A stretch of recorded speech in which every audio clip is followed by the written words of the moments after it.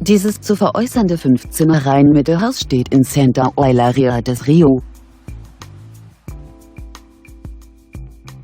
2012 wurde dieses Objekt erbaut. Das Haus verfügt über einen Balkon und einen Parkplatz. Es hat eine Einbauküche.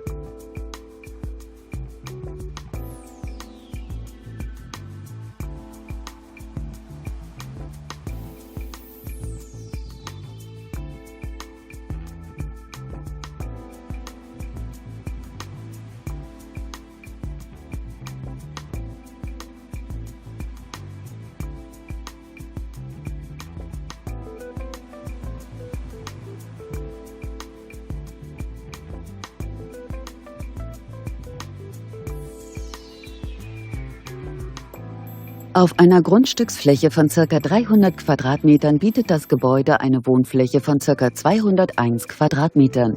Das Objekt hat einen Kaufpreis von 1.170.000 Euro.